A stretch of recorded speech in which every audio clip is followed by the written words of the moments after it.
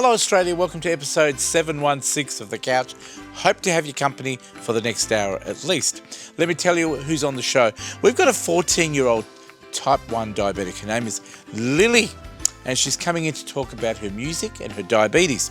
Talking books with Kerry Ridley. We tell you what's coming up for Christmas and Pride Fest, and we need you to go and buy these books. They're great.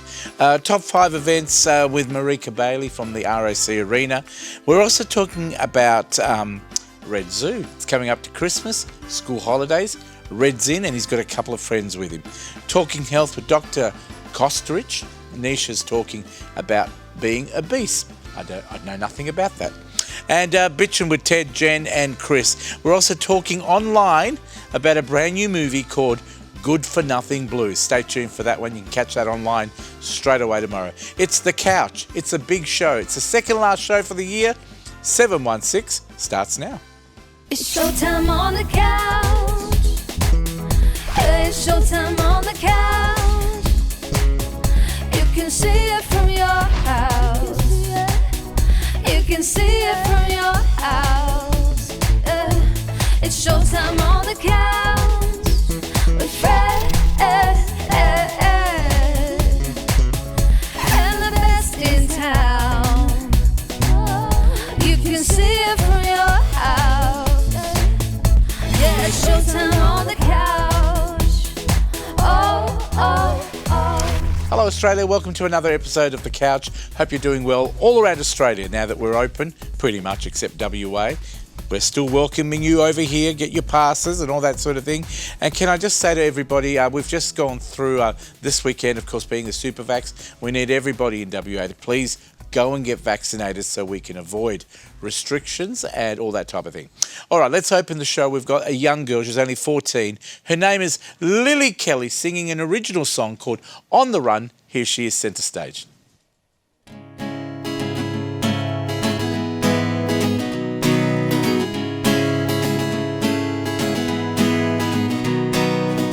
Is it normal to feel like this? To feel like the whole world's caving in?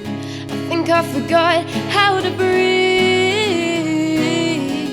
You popped the bubble, you broke the mirror. Don't strain your neck trying to look at me. Cause I'm running away, cause I know when to leave. Yeah, I'm running away, cause I dove too deep. When you look at me, it's a loaded gun. I guess I'll have to run. Just put up my hood and I'm gone for good. I'll go, cause I've seen the blue, but I miss your eyes. And I wonder what would they try to hide. I let it slide one too many times. I'll go,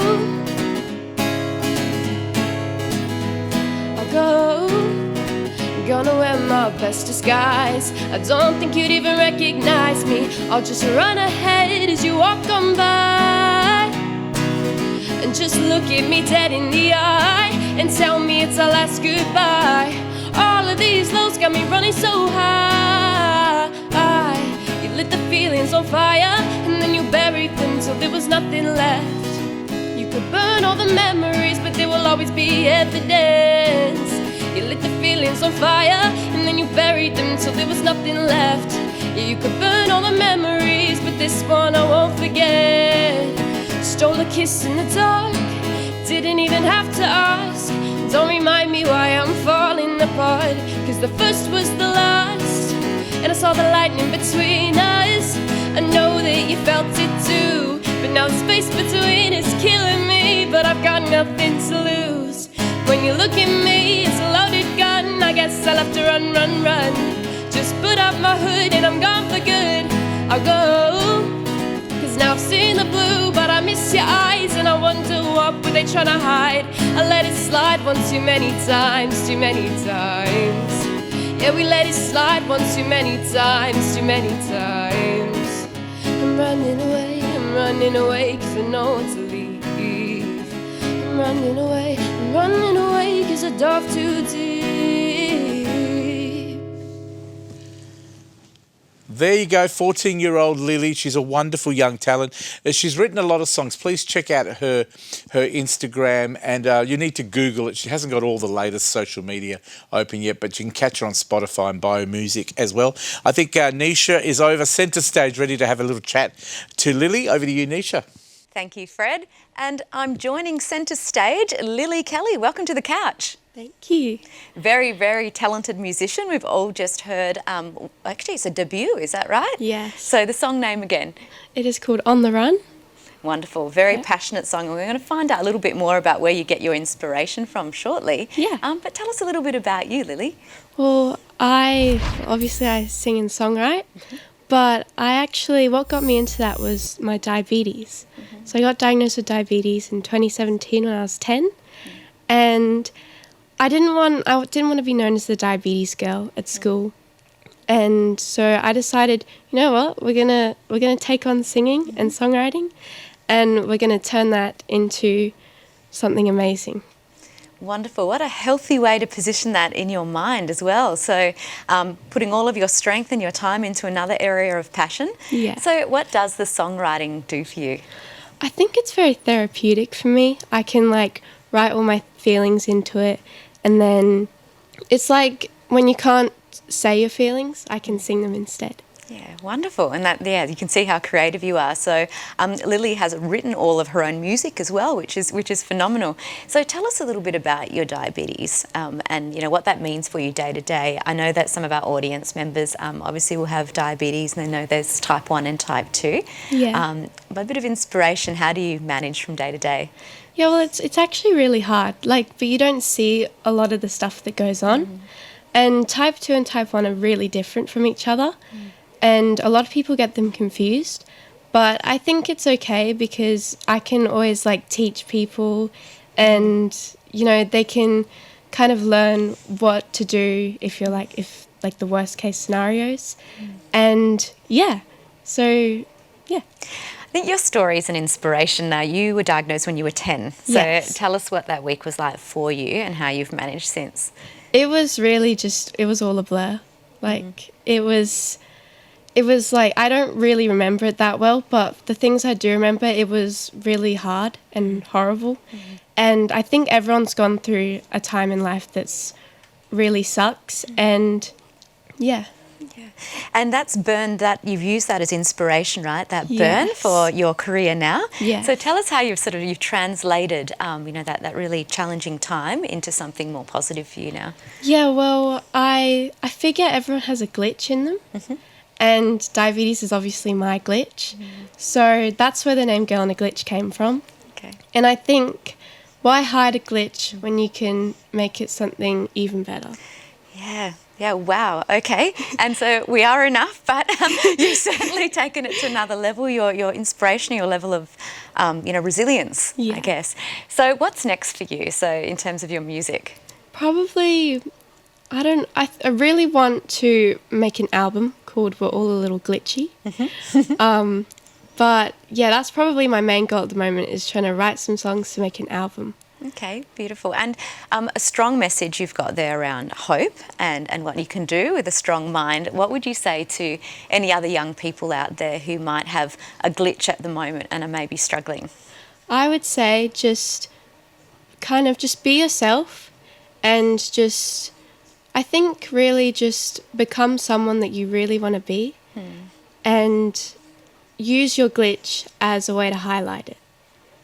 Such wise words. Thank you so much, Lily, for coming on the show, and I'm sure that we'll all follow your career with great intrigue, and you're very, very talented. So thank you so much. Now, where do we go to find out more about your music? Well, you'll find me on pretty much all social medias under Girl in a Glitch. And yeah. Wonderful. And I'm sure you've got a Spotify account like everybody. Yes. Yep. Yes, that's Girl in @glitch. Yeah. Fantastic. Thank you so much, and we'll look forward to having you on the show again, I'm sure. Thank you. If you've missed any of that, of course, you can catch it on our Facebook page or thecouch.com.au. But for now, it's back to you, Fred. Thank you, Nisha. Always a pleasure to have you on the show, and we'll talk to you very soon with another couple of guests as well. Time for us to talk books. Let's welcome the lady that knows everything about books, Kerry Ridley from My Little Bookshop. Welcome. Thanks. It's been a pleasure having you on the show this year.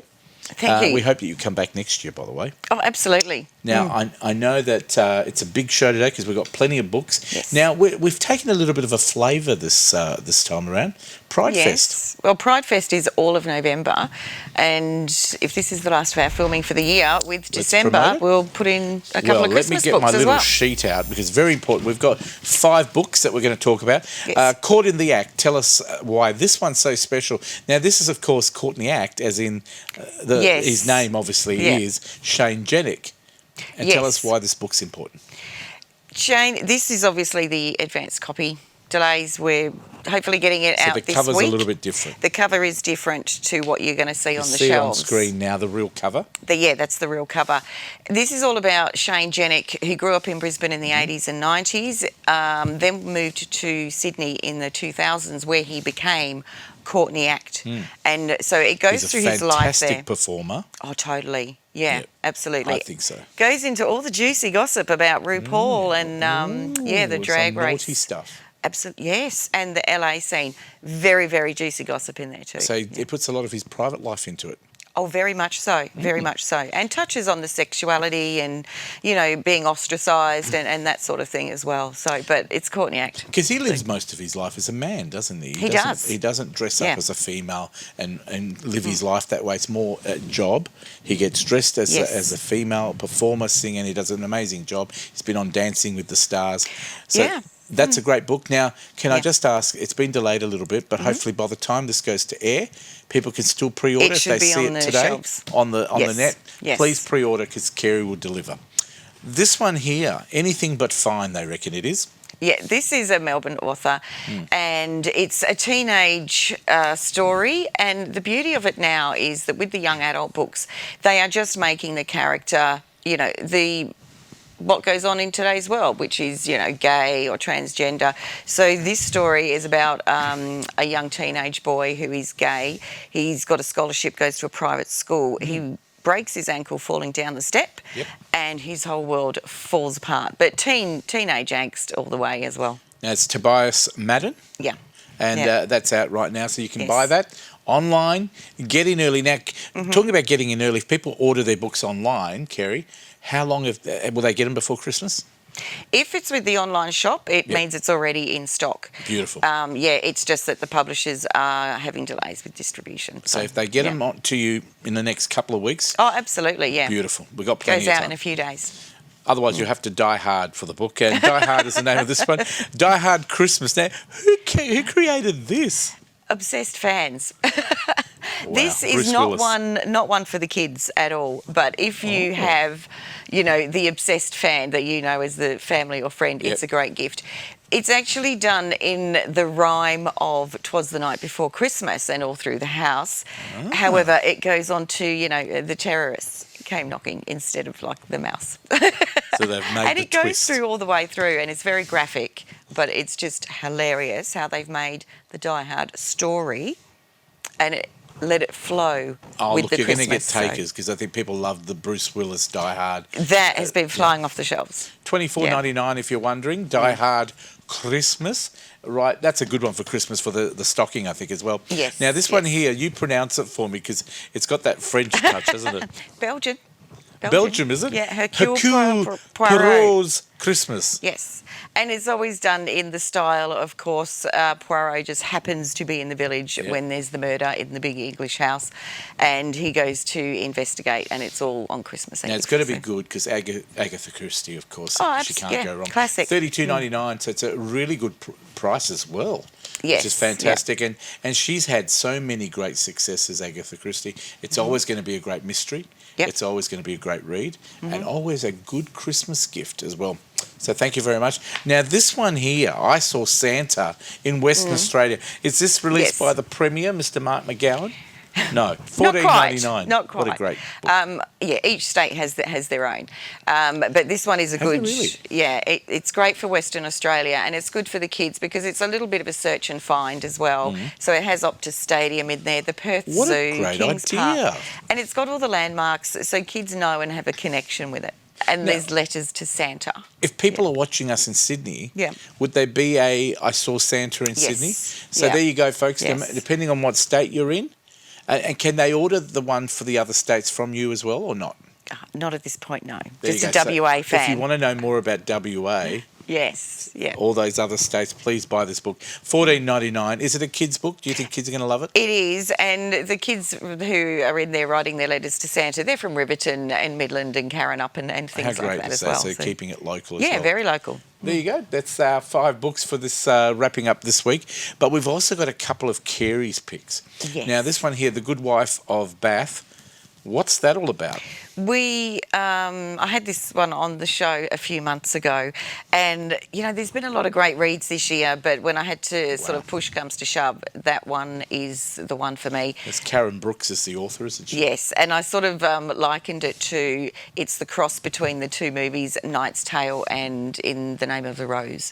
It's hilarious. Who would you recommend that to be good for as a gift? It's mainly sort of aimed at the women's market, because it's just a very empowering modern day attitude back in medieval times. Oh, wow. Yeah. A good read. Lance Carlston, of course, have got this one is here. The Norwegian Tapes. Tell me what that's all about. Well, Lance Carlston is the local Perth author. And this is based on true events as well. Yes, by the way. it is. And to me, I was just over the moon and thrilled because it's like it got a very James Bond-esque kind of writing style to it. So, yeah. Kerry, what's happening with My Little Bookshop over Christmas coming up? Christmas coming up. Optus Stadium has their 4-day Christmas events starting at the end of the month, every Sunday through to Christmas. And you're That's gonna be going there? on. Yep, we'll be there. Fantastic. I just love the photos you post on Instagram. For those people who haven't seen them, you need to go onto the website for My Little Bookshop. There it is on screen. I'll get it up on screen very soon. It's www.mylittlebookshop.com.au, and there's an Instagram page where you travel all around the countryside. Will you still be travelling over the next couple of months, or are you going to be based in Perth? Leading through to Christmas, it's pretty much all Perth-based. Optus Oval. Every Sunday. Yep. From the Christmas. 28th through to Christmas. And Fantastic. then, Chittering Festival is coming up, Pride Fest next weekend. Please support Kerry. yeah. She's a local just like you and me. She's West Australian, she's Australian, and her books are amazing. She's got everything. If you can't find a book, write to her or give her a call and she'll try and find out where you can get it from as well. Yep. Kerry, all the best for Christmas and New Year. We look forward to Ditto. having you back next year. Yeah, for sure. And keep bringing in the great reads as well. We're going to take a break. We're talking about an amazing thing coming up, events at the RAC Arena. Join us after the break.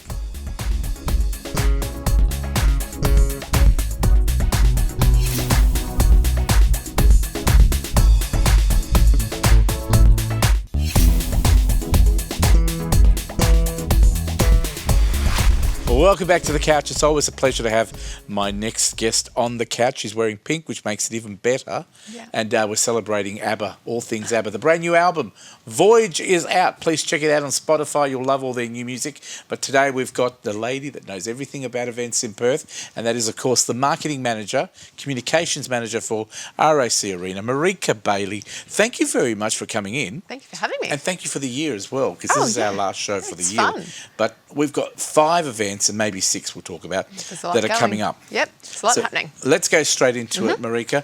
The Sound On Festival starts on the 18th. It's only one show. 18th of December, 2021. Tell us about that. So it's a high school festival, so it's for years 7 to 12, drug, alcohol free. It goes from 2:30 to 9, and there's a killer lineup. It's What So Not, Spacey Jane, San Cisco, G Nation, Arno Faraji, and a $50 ticket, $49.95. And this Bargain. is geared at what age group? So it's high school students. So if you're a high just school about student, finishing school. as long as this you're a is a good- current student, you can come. Wonderful. So it's called the Sound On Festival. Sounds all things young and youthful and fantastic. Number 2, the Wiggles Fruit Salad TV Big Show tour. Yes. 9th and 10th of April 22 next year. Yes. 2 shows. 2 dates, 4 shows. Oh, yeah, 4 shows. Yeah, 10 a.m. and a 1 p.m. each So day. there's like a matinee there as well. Yeah. So what can we expect at the Fruit Salad TV Big Show tour? So it's going to look a little different because Emma Wiggle has... resigned. She's retiring. Is the new one coming? Yes. Do we know who that is yet? Yeah, so she did was announce it. announced a few months ago for their Fruit Salad TV. So there was a whole bunch of like new Wiggles that they announced, and now she's stepped up to take over like the yellow Wiggle spot. So her name is Sahai. And so she's the new yellow Wiggle. So she'll be joined with Anthony, Lockie, Simon, as we know, and then the new Wiggles, Evie, John and Kelly. Beautiful. Yeah. Now, that's on the 9th and 10th of April next year. There are 4 shows. Yes. 2 on the 9th, 2 on the 10th. Yep. And that makes it a matinee afternoon show as well. So fantastic for people to get along. Now, would this be for people our age group or from 15 up sort of thing? So that's to come. Not this one's geared to the kids, but you are in luck. If you are an original Wiggles fan, they are coming. So I have heard correctly. The Yes. Wiggles OG reunion Yes. tour, 9th of April 22. It's happening. What can we expect? So the original Wiggles are back. Sort of Murray, Jeff, wake up Jeff. That's where it all came from. They're all He's coming gonna back be, to reunite together. Yes, so they'll be on stage and it's a 15 There they are plus show. So it's not quite geared for the kids. It's for the adults really of the kids that are going to the parents show during the day. So yeah. So there'll be more adult sort of themes and that. Yeah, And- they've got some really cool bands supporting them, like young rock bands But I'm supporting assuming them. they're still going to play some of our old favourites. No, it will be original Wiggle songs. Yeah. They're performing their own music. Oh, yeah, okay. just to an adult audience. So if you love the old, we don't want to call them old as in age, The but original. the old format, Yeah. they're coming together. 9th of April 2022. Get your tickets now. They are available. It's the Wiggles OG reunion tour, and there they are there. Do you remember the old songs? Yeah, I mean, I feel like they just missed me. They weren't quite what I grew up Are with. you saying you're a little bit younger than us? No, Than I'm me? saying I'm a little bit older. Ooh. Like, yeah. I don't know how far we can go back before the Wiggles. Hey, Billie Eilish is more your thing. 29th and 30th of September. She's amazing. 22 next year. Yes. She is a 2 beautiful shows. singer. Yeah. Stunning. What can we expect from Billie? Well, I mean, she's not been to our arena before, so I'm really excited to see her. She's obviously got big things. I mean, when you've done a Bond theme song, you've There made she it is, in yeah. the world. So, Oh, look, she's an amazing, very popular and famous singer at the moment. Well, yeah. I was going to say actress, but I don't think she's got she's that not yet. done that yet. No. I mean, they Not all do, quite. don't they? But not yet. I think she could do it. Oh, I'm sure. Now, she's only doing one concert or No, two. two. 29th and 30th. Yep. And there's only 2. There's no double ups Nope. there. So if you don't want to miss it, get your tickets now. Now, she's been confirmed 29th and 30th of September next year, 2022. Yep. The last one we've got is Paw Patrol Live. Now, Yes. this was just announced the other day. Yep. 2nd of April, 3rd of April, 22. 2 shows. 3 shows. So there's a 10 a.m. and a 1 p.m. on the first day, on the 2nd. Yep. And then the second day, the 3rd of April. I guess it gets there's the younger kids in if the parents have got the younger kids. Yeah, and also it depends on sleeping patterns and, there's just a whole bunch of parenting stuff that I don't quite understand that they need to take into consideration. Well, the movie was out just recently. Yeah, So this is big the hit. stage show. Yes. It's going to be great. So if you love Paw Patrol, this, I would have to say, is a great little late Christmas gift for the kids to keep them behaved, I guess, over Thank Christmas. you, Fred. Yes, Christmas is Don't you coming think? and tickets are a great gift. While we're here, let's Well, I chat about reckon it. it's a great idea. Can I just say, yeah. I'll announce the next one that you've got because we only just got this the other day. Yeah. We've confirmed that a special mention here. The Killers are coming on Tuesday, the 6th of December, Yes. which is just a month or so away. No, sorry, it is 2022. Unfortunately, yeah. Oh, yeah, I've got that there. Yeah, Thank you very much. Not It's this next year. December, next December. There yeah. you go. Now, So, the Killers, they're yeah. definitely confirmed for next year. Yeah, And yeah. these shows that we've confirmed, that's just some of the stuff that's happening. There's so much. You just said to me before, there's lots of other stuff happening. Yeah, we've at the announcements every week. It's great. How good is that? Is So that good. is that a good sign for the industry itself that we're coming Yeah. back together? Yeah. The entertainment industry? So our 22-23 financial year is looking to be the biggest event season we've ever had. Everyone's coming and it's going to be amazing. I think it's great to look forward to. Now, we were talking about tickets. Yes. We want people to buy their tickets. You can go to RAC Arena That's rocarena.com.au. It's on screen now, but we were saying if you don't know what to buy the brother, the sister, the mother, the father, and the kids, Yeah. tickets. They haven't had a lot of shows. No. So next year... International acts are back. Get your tickets. And not only the ones that we're talking about, there's other shows on there that you can buy tickets for. Yeah. And we would love you to use this time to promote local talent, local cinema, local theatre. And these are local shows, and it's very important to support local, isn't it? Yeah, I mean, the live entertainment industry has struggled over the last 18 months. And so the tourist industry and the hotels. We're getting people back to Perth, especially those Wiggles. Keep an eye on them, especially the older ones. Make sure they stay at a really good hotel and lock them up. Sure. No, look, it's going to be great. Are you looking forward to 2022? Yeah, it's going to be... I know with all these events, it's great. And it's, so, I mean, next week we're celebrating our 9th anniversary. So 2022 is our 10th. We've been around for almost 10 years. I mean, I don't know. But I'm sure. You have to speak to the marketing and communications manager. She should know what's going on. But and I don't bet know. she'll wear her pink top. That looks awesome. Love your pink outfit. Thank it you. Looks Pink really good. And red, great combination. Hey, look, the set loves you as well. Yeah. Marika, you've been wonderful. RAC Arena, it's part of our community. You do an amazing job. And can we just also thank Julia that was here early in the year. Yeah. All the best to her as well. And we can hope to see you next year. Yeah, right, absolutely. Early, If you hug next me. year.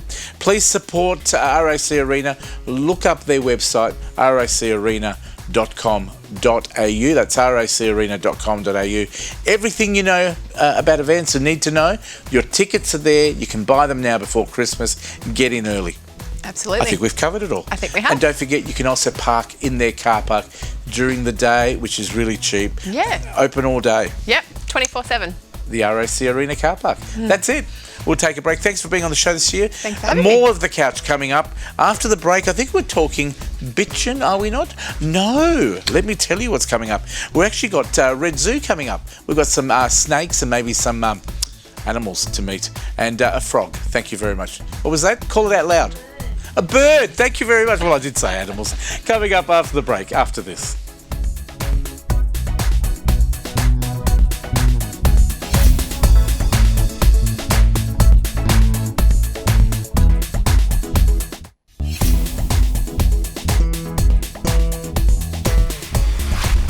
Welcome back to The Couch. It's always nice to have a Ranger Red in the hot seat on the couch, talking about Red Zoo, of course, in Mandurah. And today we've got a very special guest with him. He's one of the educators there. We'll find out more about Kirsty as well. But we've also got two very special guests. We've got Frankie Jr., which is Red. He's the son of Frankie Senior, who we've had on the set here before. And we've also got Harvey, the Southwestern carpet python. And the reason why they're both with us today is because, as well as the animals you see at the zoo, some of our animals do come to you occasionally, and these are two of them that may come to you or may be at an event. What is this new service that you're offering? It's not so new, but we haven't heard about it before. So I thought your audience might be sick of hearing me, so we do run a thing called the Zoo to You. We actually have 3 educators at the zoo, and Kirsty's one of them, and she can probably tell you better about what we do since she's out there doing it. Kirsty, love having you on the show today. Thank you for having me. Firstly, have you ever been bitten by any of these animals while educating? No, I've been very fortunate I haven't. Never say never. What does an educator need to have as knowledge to be an educator? I mean, what's your background? Well, my background, I'm currently a 3rd year vet student at Murdoch. So you're going to be a vet as well, so you know about animals. Yeah. So a love of animals is an absolute must. But essentially, you can learn on the job. Anything to do with animals really comes from passion. Fantastic. Now, knowing that you're zoo to us, you're one of the educators. What do you actually do? Do you go out to schools? Do you go out to parties? Do you go to events? Yeah, exactly. All of the above. Massive wide range of ages, events. So basically what we'll do is I'll go out, I'll grab, a little selection of our zoo. You can even mention, if you're a particular reptile fan. We will bring, a more reptile-sided presentation, and I can go out to anything from, shopping centre openings to a 4-year-old's birthday party. And basically my role there is I can do, more of a like a more set boundaries talk about all the animals I've got and where they live and who they are, or I can do a very casual, interaction session, and depending on who you are and what you want, it's really tailored, and you always get a lot of involvement, and it's all just about spreading the love. Now, it's a two-way thing as well. I'm assuming kids can ask you questions, adults can ask you questions That's about the animals. So if I wanted to have a special birthday party with 20 people and I wanted a Tasmanian devil, could you bring something like that, or it wouldn't happen? Well, look, we have Tassie devils at the zoo. Would I still have 20 guests? Well, That it would be the depends. How many people want to maybe lose a finger? No. Do you have a favourite, Kirsty? I'm a massive fan of the snakes. I can tell. Yeah, I love them. You're not scared? Have you always been fearless? No, it's not a fear, it's a respect thing, I think. I necessarily can't say they've never been fearless, because I definitely, if I'm out in the bush and I see a dugard or something, I'm running the other way.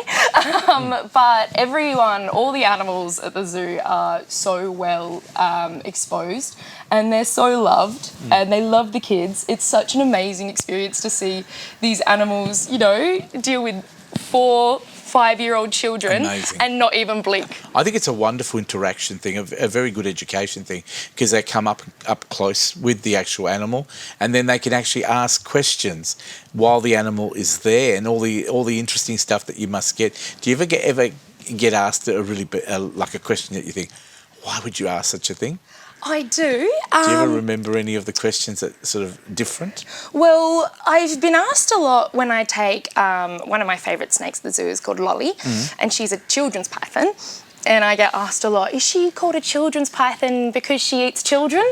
I try to read the room, and depending on... That wouldn't be a bad thing. Yeah, depending on who I'm talking to, I can go, oh, well, it's if you've been good. It's a little bit like Santa. Like, if you've been good, you get presents. If not, you get coal, Exactly. The children's python only eats naughty children, I promise. and Red, can people pick the educator? Obviously, if you've got 4, does each of the educators do different things, or they can all cover everything? They can cover everything, but some of them, like Gary, who we've had on a guest before, he handles venomous reptiles. So if I've got a particular display where we need someone with venomous experience, Gary's the only one that's got that experience, as well as myself at the moment. Fantastic. How is Red Zoo going all up? Because I know we went through a bit of a quiet period with the rain and everything else. How are we going now, getting into spring and summer? We're getting extremely busy, especially after our appearance at the Perth Royal Show, and obviously with Christmas and people buying vouchers for gifts, and the Keeper for a Day scheme that we run. That is wonderful, the Keeper for a Day. I saw the calendar for that the other day, and nearly every day through January we've already got 2 kids. Are you on every page every month? Come on, tell us the truth. Centerfold you are. Yeah, I'm there every day. Oh, why not? It's your zoo. Why not? Hey, look, Red, if people want to get vouchers, yes, there is a website people can do that, but they can also come to the zoo. We'd love them to come. You're open nearly every day, aren't you? Every day of the year except Christmas Day. And what times can they come down? Because most of those days will be school holidays and weekends. We are open from 9 a.m. to 5 p.m. And do you get, as yet, a lot of school excursions? Because you're open for the schools to bring classes down there, aren't you? We do. And even today, this morning at the zoo, we had a Girl Guides group. And obviously coming up towards the end of school, we've got end of school excursions and whatnot. So, yeah. Fantastic. And are you positive that this bird won't eat me? Because it keeps looking, it's obviously the red that it's attracted to, I'm hoping. But he's giving me this look saying you're not Mark McGowan. But it's okay. You can he could probably fit one of your fingers in his mouth. Oh, thank you very much.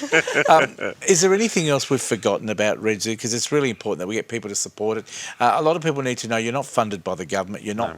You're a privately owned zoo relying on your own income and obviously sponsors. If people want to sponsor the zoo, anyone like Gina Riley or anyone like that really believes in West Australian, and maybe the guy that runs Mindaroo or any of the mining companies, we would love you to support this wonderful, wonderful work. And it's really important that they keep it going, don't they? Because it's an expensive job, isn't it? It is. And I'm sure we could sort a program out for their staff in return for them sponsoring us. And can we also tell people, when you do go down to the zoo, not only can you be a keeper for the day if you're a kid, you can also get some food down there. There's plenty of fun for the kids. Anything else? No, that's I about think we've it. covered it all. And are you having a break over Christmas? No, just even Christmas Day, the animals still need looking after, so we go in then. Any news about next year? Are you trying to get something new? Maybe an elephant? The crocodiles. A lion? We will definitely have the crocodiles by next year. I do like crocodiles as long as I'm not in their mouth. Tell me something. How hard is it to get lions and tigers? Probably not at the current premises, but definitely a possibility when we move to larger premises. If you do get a spare lion, I wouldn't mind a little baby one. You can't keep them at home, can you? No. Is it because they'll eat me eventually? Our ag department has law about those kind of things. Always government interference, is there? Look, Red, thank you very much. Ranger Red, Kirsty, the educator, Zoo to you. Please use their services. I bet you found it very interesting today. They do an amazing job educating your kids and us adults as well. All the best with the zoo over Christmas. Keep them busy. Please visit them. Again, they're open. What day and where are you? Every day of the year, and we're on Sanctuary Drive in Pinjarra behind the Pinjarra Golf Course. Beautifully said. That is an amazing place. Thank you again, and we'll see you next year bright and early on the couch. Now, Nisha has got keep looking after us after the bird here eats me. I'll need to see a doctor. Dr. Costeridge is here over there with Nisha. Over to you, Nish. Thank you, Fred. And joining us on the chair rather than the couch today is Dr. Joe Costeridge. Welcome back to the couch. Lovely to be with you, Nisha and Fred. Now, we love having you on the show because you always myth bust and provide us with evidence-based, approaches to having a healthy lifestyle. What are we talking about today? Yeah, look, very interesting paper that came out a few weeks ago by Rob Lustig from California, and a write-up by Gary Torbs, who's a American-based science writer, essentially going back to the beginnings that says our whole concept that it's calories in, calories out is actually fundamentally flawed. Interesting, isn't it? Because a lot of us have lived by that for periods of our lives. Why is that the case? And essentially, it's because of the way the body handles different sorts of types of energy. So essentially, in terms of an energy sense, yes, a calorie is a certain amount of energy designed to heat up an amount of water by 1 degree. And so the work done looking at the amount of calories in fats, proteins and carbohydrates scarily goes back over 100 years and has never really been revisited. And in pure terms of physics, yes, it is quite correct. However, the human body is not a machine. I mean, people could say it's the most intricate machine that we have, but it's biology, not a machine like a car or a washing machine. Yes. So as soon as these different foods enter the human body, they are treated in slightly different ways. So whilst the actual amount of energy might be the same, it's a little bit more complicated than that. When we have some fats in our diet, it doesn't cause the release of insulin from the pancreas. Now, insulin is the hormone that gets sugar and glucose out of the bloodstream, and it does that by converting it to fat for storage. Right. When we have a meal that has some protein in it, a little bit of insulin is released, not that much. When we have a diet that is predominantly based on carbohydrates and it puts a lot of glucose into the bloodstream, then the insulin system goes into overdrive and it's trying to get all this glucose out of the bloodstream. Because of course, if we have too much glucose in our bloodstream for too long, that's when we end up with either pre-diabetes and then diabetes. Now, the insulin does this by storing glucose as fat, so we really need to keep that in mind. Now, if the body is in fat storage mode, it's going to be very, very difficult to get the body to burn fat. So there are people in the gym, they've had a couple of slices of toast and some breakfast cereal, and then they think, oh, I'll go to the gym in the morning, or maybe later in the day. They probably had a sandwich for lunch, maybe a bicky through it all. So the body is continuously in fat storage mode. Now, if you do a lot of exercise, and it's good to do some exercise, don't get me wrong, it's good to be doing some exercise. Yes. But in terms of pure weight loss, if your body is in fat storage mode and you're trying to burn fat, it's fundamentally not going to happen. Wow, that just changes my view on a lot of things here. You talk through that. So what do you suggest for people who are looking to reduce, fat, body size, so to speak? Look, got to take it 2 steps back for a moment. And if we look at pictures of people from the 1970s, we didn't see a huge number. There were people who were overweight, not saying they weren't, but nowhere near the amount we see today. Yes. And the increase coincided with the introduction of low-fat dietary guidelines, which have been been basically found to be, researchers have gone back and looked at this and found there was no data, no science, no evidence, no nothing for this to be introduced. It's actually quite scary. That's quite a travesty as well, isn't it? And since the early 2000s, writers such as Gary Taubes have been calling this out. So you can sort of say, well, maybe in the 80s, people thought they were doing the right thing, they were well-intended, you know, cut them a bit of slack. But now that we know better, that the establishment still refuses to admit that they were wrong is a genuine concern. So is the risk I'm hearing here, and sorry to jump in, but is the risk that if we continue down this path, we're going to continue to have growing rates of obesity and not, you know, potentially improving in that space? That's what we're seeing, and that's what we've been seeing for the last 40 years.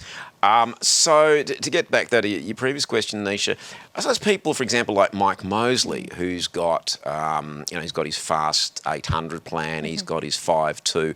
Essentially, what we need is for the body to be burning fats. Sounds so obvious. If you want to reduce weight and you're wanting to reduce fat, not muscle, then you've got to be burning that up, and you've got to be burning that up to provide energy for the body. It's that's a very fundamental, simple concept. I think everybody gets and understands that.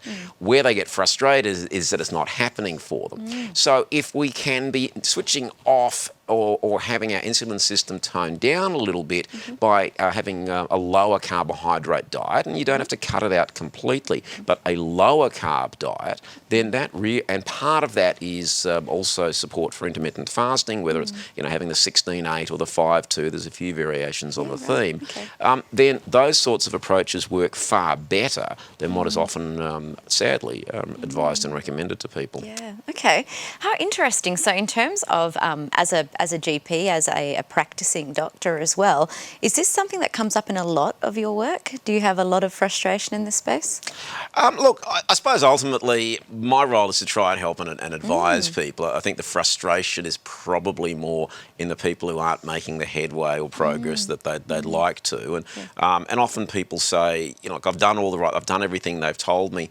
And some of these people, interestingly, end up falling into the variably the keto, paleo, Banting, Atkins. There's a whole raft of these lower carb type approaches, and sort of say, why didn't anybody ever tell me this? And the reason they haven't been told is because the orthodoxy for 40 years has been to hold the line, like, we were wrong, we're never going to tell anybody we were wrong and admit it. So Peter Bruckner, who's the former doctor for the Australian Test cricket team, has a website and a book called Fat Lot of Good, which is an excellent resource.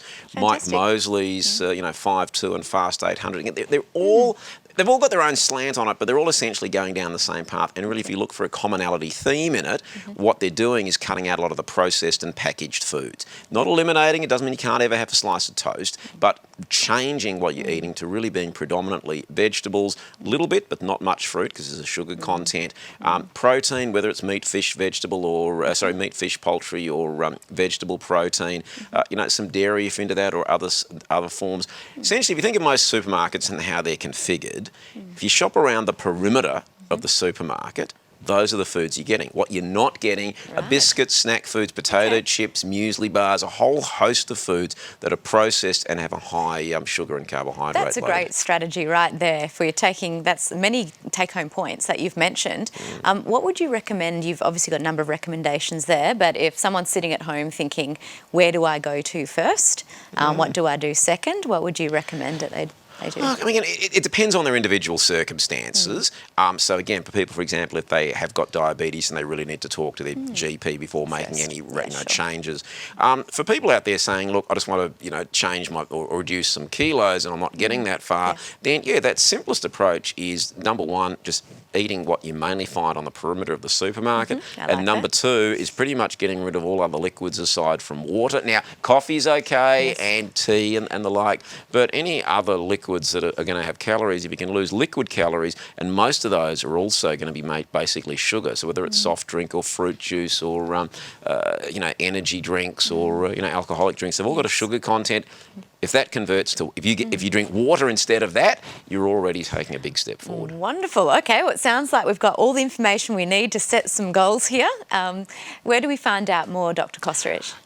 Look, Nisha, Joe, please. You can go to drjoetoday.com. We've got the website there with some blogs and information, and people can get onto the socials. I will say I've sort of taken myself off Facebook as my little protest about Mark Zuckerberg, but other than that, we're still on Twitter and LinkedIn. Okay, no worries. Well, look, it's been a pleasure having you on the show this year, and we're very much looking forward to have you continue on our show over the course of the next year as well. Thanks, Nisha. Have a lovely Christmas and break, well-deserved break. Thanks, you too, and to all the viewers. Wonderful. Thank you so much, Dr. Joe. If you've missed any of that, of course, you can go to thecouch.com.au or our Facebook page. But for now, it's back to you, Fred. Thank you very much, Nisha. If only you saw what happened then with that owl creature. Tried to attack me, ran, flew, and also pooed on my desk. Meow.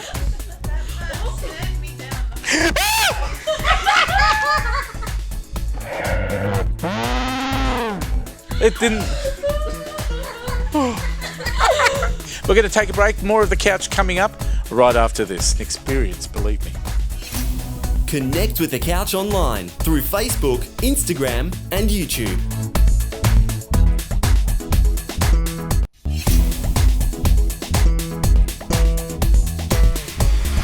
Welcome back to this very special online edition segment for The Couch. I hope you can stay with us. We're talking about a great new movie that's coming out, The Good for Nothing Blues. And Nisha's got a couple of special guests. Over to you, Nisha. Thank you, Fred, and very excited to be joined on The Couch by some very talented film industry Perthians, I'm going to call them. Welcome to the show, Alex and Cody. Nice to meet you. Thanks for having us on. Absolute pleasure. Now, Alex, you're the director of the film we're going to be talking about shortly, and Cody, you're starring in it, so really looking forward to getting your take on the storyline as well. But Alex, introduce the film to us. Well, what is it all about? So, Good for Nothing Blues is a story of a guy named Calvin. He's a young man. He's lost in life, and he lives with his three friends or door bludgers, and then they win some money in lottery. Things look like their lives are going to change for the better, but they make some bad investments. They go into gambling and drugs and that sort of thing, and it all sort of spirals out of control and becomes a bit chaotic. And there's just an underlying story about Calvin trying to find a purpose in life in a world that doesn't seem to want him. Great, thank you. And we've got some footage going in the background there as well. There's some real themes that go through this film. And playing Calvin, of course, here is Cody. Welcome. Thank you. Thanks for having me. Tell us how you resonate with Calvin. Well, Calvin, he's this shy, naive character, very low in confidence, no purpose or motivation. The thing I resonate with the character and what really drove the character for me was the willingness to want to do more of his life. That's what really drove that character. And he doesn't really have any good people around him, not many good role models around him. And like his friend group, they're the only friends he really had throughout his whole life, and it was hard for him to break away from that. And from audience perspective, you want him to grow as a person, and you can see that throughout the film. He starts to put his foot down and stand up for himself. His cousin Hank pretty much runs the show, and there's a scene in there where you see he really stands up to him, and it's really nice to see this shy young boy turn into this young man at the end of the film.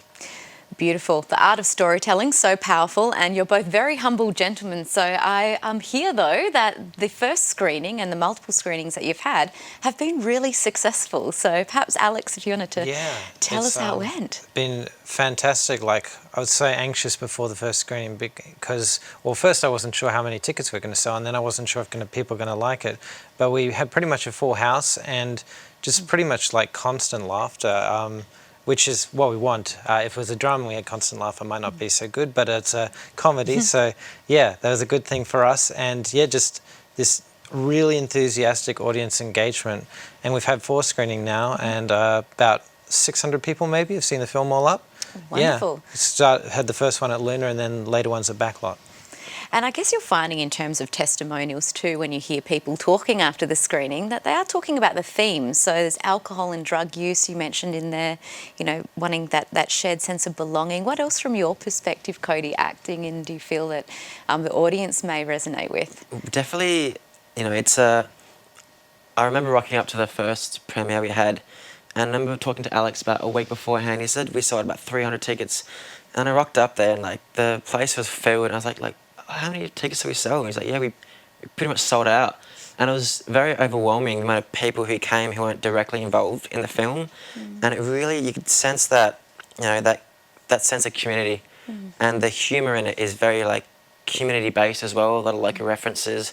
And I remember like, you know, getting those first few laughs in the film really like touched my heart to see like we worked so hard on that and these people are here and enjoying that sort of thing. Fantastic. And, you know, finding your purpose is so important, especially with everything we've all been through over the pandemic period. What hope do you have, Alex, in terms of audiences leaving the cinema? You know, what do you envisage will be going through their minds? Yeah, I just wanted people to sort of, I didn't want to make anything like too, you know, preachy or anything. It's very much an open film in that sort of respect. But I just sort of want to like expose a lot of the things that young people are struggling with today, with employment and mental health and drug use and that sort of thing, and give people something to chew on, and that's something to make them think, you know, how do we solve these problems? You know, how do people get out of these situations in life and find a purpose and meaning in their lives? Get the conversation going, which is really exciting. Okay, beautiful. So what's next? Because obviously this is an independent film, so everyone needs to understand that there was a lot of blood, sweat and tears, literally. Lots of volunteers that I'm sure you want to thank as well. A bit of fake blood too. Yeah, a bit of fake blood. But what's next for you guys? What do you see happening in the future? So after this, we've already got into a few festivals, into Melbourne Underground and Sanctuary Cove Film Festivals, and we're looking at getting other festivals to sort of get the name of the film out there in Australia and around the world. And we're looking at doing some screenings in the summer as well, because it's such a strong like community vibe in the film. It works really great when you've got a relaxed social atmosphere and everyone the audience sort of bounce off each other's emotions and that sort of thing, because it's very interactive in that respect. Yeah, so I think we've got a long way that we can go with the film if we push it. Wonderful. And you're both very active in the industry. I know, Cody, you've been in a few campaigns as well. What's next for you? Oh yeah, I was in the drink driving campaign. Important one. Yeah, I honestly thought it was just going to be just like a video like on TV, and then one day I'm just driving down south and there's my face on a big billboard, kind of threw me off a bit. The poster boy now. Yeah, it's crazy. But yeah, I'm working on films at the moment. I'm working on a film at the moment. It's called Incognito, but the character in that is very different to the character in Good for Nothing Blues. And like as an actor, it's very good to be able to test your range and go from one spectrum to the other. Yeah, beautiful. Well, you're both very inspiring and very passionate and purpose-driven. So thank you so much for coming on the show to talk to us about the film Good for Nothing Blues. If anyone would like more information, where do they go? You can just search Good for Nothing Blues on Facebook and you'll find the page for the film. That's the main hub where we put all of our news and all the new stuff happening about the film when we get into festivals and got new screenings coming up. So that's where you'd want to go. Great, and congratulations on all of your hard work. Just quickly, you've won a couple of awards as well, both very humble, so I have to bring this out. Oh yeah, well, we just, like I said, we got into a few film festivals and we also won a Best Editing Award. Yeah. Oh, fantastic. Congratulations. Looking forward to seeing what's to come from you guys. I'm sure lots of wonderful, wonderful things. Thank you so much for coming on the show. We hope to see you back next year. Thank you. Awesome. I appreciate it. Thanks for having me on. Absolute pleasure. If you've missed any of that, of course, you can go to thecouch.com.au or our Facebook page. But for now, it's back to you, Fred. Thank you, Nisha. That is a great segment. Thank you to the guys. Good luck for next year. We'll see you with more of The Couch right after this. Connect with The Couch online through Facebook, Instagram and YouTube.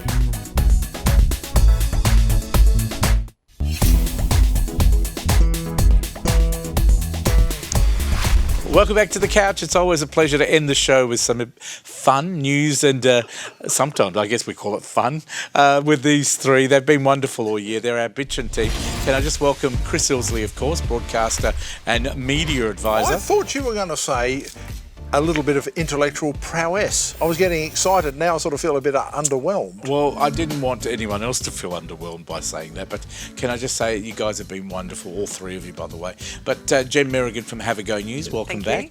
And Ted Bull from wherever you want to be. Oh, gee, it's welcome back, guys. Oh, it's lovely to be here. Now, this week, because it's our last segment for the year, I asked the team whether they'd like to do their own topics rather than cover something that happened yesterday or the day before today. And we have gone that way. So, Ted, you're first.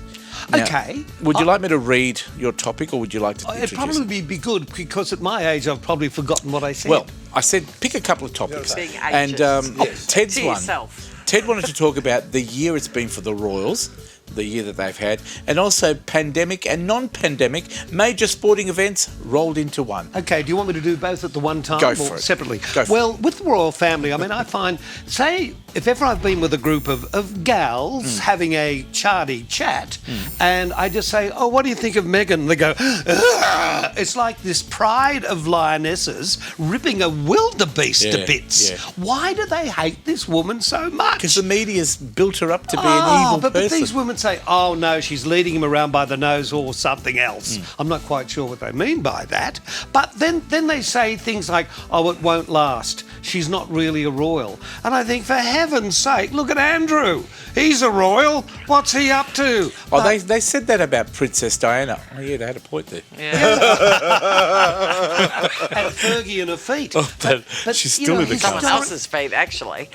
Wasn't it her feet? No. And she still lives in the castle. Does Fergie have a foot fetish? Feet are feet, as far as I'm They've concerned. had a terrible year, but if you look at the Queen, she lost her husband, Prince Philip, of course. But really, Fred, if you look at the royal family, historically, they've always been out there. Exactly. They've always had hard times. Apart from Victoria, who I believe had, 27 kids. Was so Victorian. Yeah. But her son, Edward... Definitely a case of not do as I do as I may. And Edward, he was a bit racy. He had ladies coming to visit him constantly. He built houses for the ladies. And then if you go way Yes, back... but he wasn't doing anything proper. Just ask him. It was all above board. I don't know whether it was above board or below board as well. Yeah, it was definitely below the board. And I don't know whether he was being bored or just boring. So it's been a tough year for the Royals this year. I think every year's a tough year, but every time I think of Andrew, I can see that sort of that wet as a weed face going, ooh, oh no, oh no, oh, pop this. Do you think it would have been easier in King Henry's time when he could have just said, nah,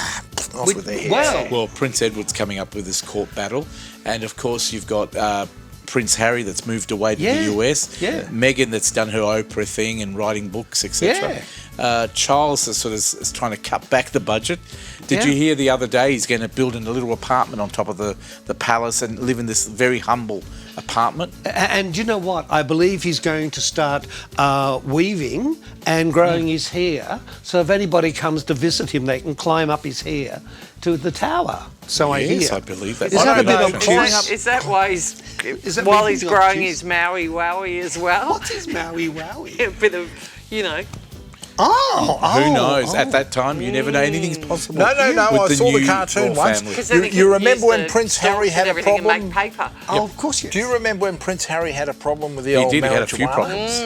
Well, we can say that there isn't an issue with Prince Charles because I saw the cartoon labelled Harry Pothead, and underneath the caption from Prince Charles read, "One does not smoke plants, young man, one talks to them." On the topic of the royal family, I know they're wrapping us up already, but how do you think, what's going to happen in 2022 in regards to the Queen? Do you reckon she might retire? No, she won't. She'll never retire. No, she won't. No. I mean, how can you give up the best job on the planet? Yeah, I mean, really. Is it really the best job on the yes, planet? The best job on Well, the I tell you planet. what, you got people going to Glasgow. She's a woman of service. No. She's not going to retire. I There's don't no know way whether... it's the best job on the planet. Well, I tell you what, she was able to get all those people to Glasgow. Well, I mean, so let's look say at it she did a this good way. job. Do you know? Could have been a music Do festival. you know the Queen travels with her own water? Yes. She takes Malvern water with her. She will not drink the local water, but I always carry my Malvern water. And I remember I was in Newcastle and there was a royal visit and we weren't allowed to walk on this red carpet or go past this velvet bit of rope because that was a dunny that had been especially cleaned in case Her Majesty was caught short. And they never are. And remember a few years ago when they came to Perth and there was a barbecue, and they weren't allowed to eat any of the meals, and Yeah. it's a raw protocol. I reckon they they're had not allowed special to. royal bladders. Jen, Yeah, but we how need much to would move on. that suck? You go to this beautiful sausage sizzle and they say, you're mad, you can't eat one. I don't Geez, reckon it it never would worked suck. for me. I'd say tough. I tell you what, I don't reckon it would suck because she'd probably get back in the car and over to the 5-star Royal Hotel, mate. She says, and here's this great sausage. You know, she says, we'll now go through Macca's. Okay, darling. Throw that away. laugh. We are not amused. We are I'll not have amused. a Royale and cheese. Don't laugh. I know someone who went to a nosh up at a very, very posh And ate restaurant. afterwards. They said, this food, to be blunt, is crap. And after they got out the car, they said, will somebody take me to the drive-through at There you go. Macca's? Jen, you decided you wanted to talk about scams and COVID, how it's outstripped the headlines this year, and we'll run with that, I guess. Yes. Please Well, don't I put think- scams and COVID in the same sentence. Well, The absolutely. conspiracy I theorists will Go for it. nuts. Well, Because we're I running think out of time. that'll account for the millions of emails I keep getting about scams and COVID. But Do you get a lot of anti-vaxxers writing too? I have had loads of I've had a couple ring, anti-vaxxers yeah. lately, and I'm sorry, but I'm vaccinated, and I just want the world to go back to a bit of normal. Really. I'm with Jen. Listen to the lady. She's pretty minded. Just get vaccinated, or don't get vaccinated, and when COVID comes, suffer Don't the get consequences. vaccinated and die, and in the meantime, buy shares Well, in I have a Invocare. theory about this whole. The Premier released his nothing press release the other day, and I find it an insult, to be honest with you. We're the only state in Australia that has such a low vaccination rate. You would think the Premier, if I was Mr McGowan, I would actually be coming out there and saying, as of the 1st of December, if you choose not to be vaccinated, you will have restrictions. You won't be able to go to restaurants, you won't be able to go shopping, the movies, the petrol station, Coles. And that would then, people would go, oh, we've only got 4 weeks, let's get vaccinated. Yeah. What he's actually done in theory is given the anti-vaxxers freedom to carry on the way they are. Because he's virtually said, unless we get to 90, we will never open our borders. Is it research? That's what I wonder. No. Have they done political research? I reckon they absolutely it's saving have. their own neck. Yeah. They've Saving done their own focus groups and they've realised that by putting pressure, because what he's doing, instead of saying, I'm making you do this, he's putting people in the situation where your friends and your family are going to put pressure on you to do And this. your employer. Because they want to be able to go and do things. Don't forget it's mandatory 75%. for most Why not 100? industries now. But so why not by the 100? end of January, Yep. pretty much just about every industry in WA, you will have to have your COVID vaccine, otherwise you'll lose your I don't job. even try to encourage people anymore. As I say on do whatever 6PR, you I wanna say do. it's your choice. If you don't want to have it, do it quietly Yeah. and live with the consequences. I don't like the fact we will have 2 tiers in the community. I think we all should be treated the same, but I think it's up to the government to protect us all. And I think the people who haven't been Is it up to vaccinated... the government to protect us all, or is it up to us as Well, thinking we have to reasonable take adults care to of protect ourselves. ourselves? Yeah, I I don't think we think it's take up to care the of government to ourselves, protect but I think us. the government needs to provide the framework for people to protect. Like, I'll give you an example. We had the bumbling over the different vaccines. That's the government's responsibility. You can't go to a vaccination clinic if that vaccine's not available. So the government's fixed that problem now. Yeah. There's so much stock out there. You can even get a sausage with it at Bunnings. You know, from There's no the excuse. word go, and I know, I understand the whole story, it should have been federally run. We are I one agree. nation. But don't forget, the states I wanted to be able to Yes, run it, yeah. I and if the understand feds that. took it back, which they could I do, understand can still that. do it I next year. the states would understand go, it. no, Can I do. remind you there were 9 vaccine deaths Exactly. out of millions Correct. of vaccinations. And did you know that in a year, close on 1 million people die from diseases from malaria every year? Yeah. There are 500 million people who catch something from a Well, it's mosquito. a Yes. nonsense. Which is Yeah, the most mosquitoes deadly are the- creature Of known course. to man. But it's happening in in Africa. Yeah. In Africa, so people say, "Oh, that's okay." I agree. Just 'Cause it's finally a on third the world vaccine, place. what do Yeah. you guys think of this idea? If we open our borders tomorrow, what risk is that going to be? Because I'll tell you what, the only people that can come to Australia or from Melbourne, Sydney or Brisbane Are vaccinated. double vaccinated are the only ones that can come into Yeah. the state Or fully in any vaccinated, state. yeah. Fully vaccinated. Here's the other thing. So what's the risk? You fly into Sydney, right? You go, okay, well, I know Mr McGowan's not going to allow me into WA. But why? So you go up to Queensland and then you fly to Perth from Brisbane. Oh, no, but No, that you doesn't can't work do that either. anymore. Not with the way That's that actually illegal to you do. It's get like arrested. the direct from London to Yeah. Darwin. It's You lying. cannot Yeah. then book a flight. My on argument the is Can't I do don't it. understand, and I know we haven't got time, but my whole point is, and people out there will understand, that he had no issue. He should have opened up the borders from December the 1st. Of course. Because fully vaccinated people are the only ones into the country.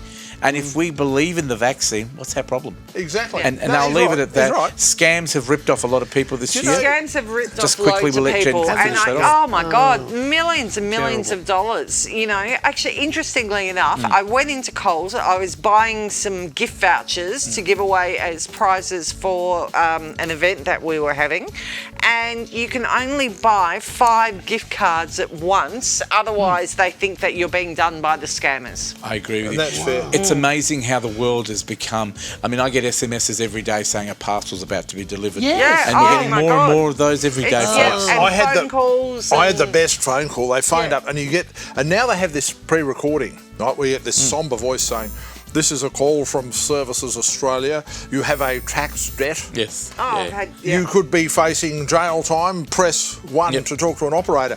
So I thought, let's have some fun. Oh, they hang so, up on you? So I pressed 1 and I said, "Hello." His voice comes on, says, "Hello, you have a tax debt." And I said, "Do you know who I am?" No, And he you says, do. "Can I have your name?" I said, No.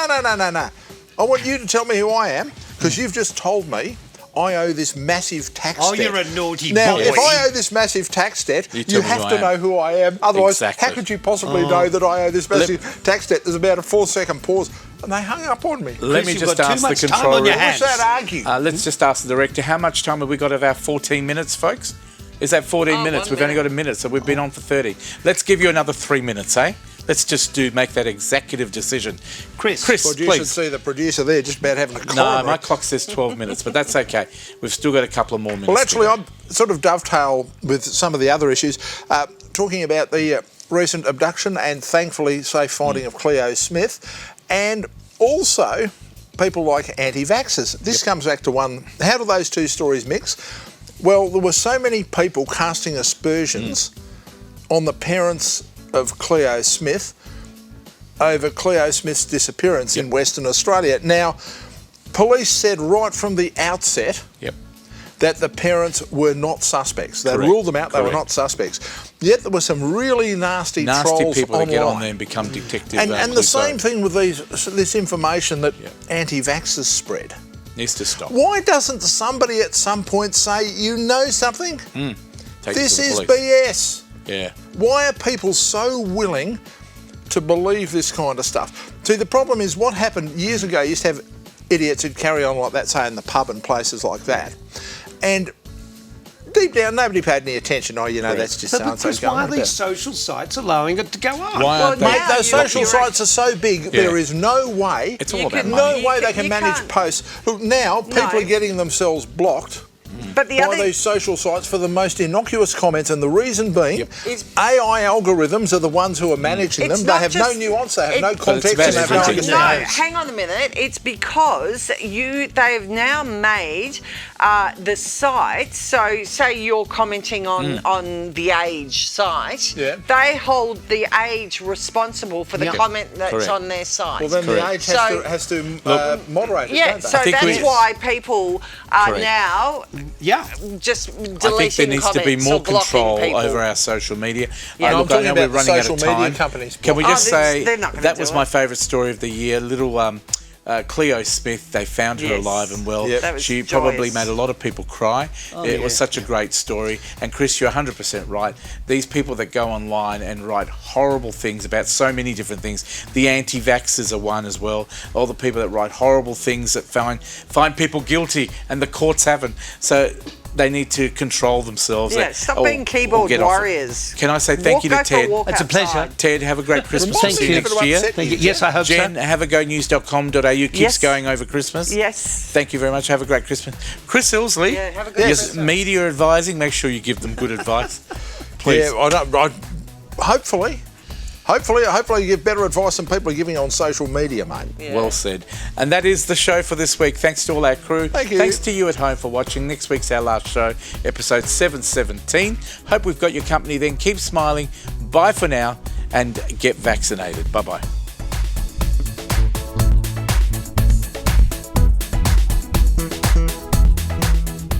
On the couch with us.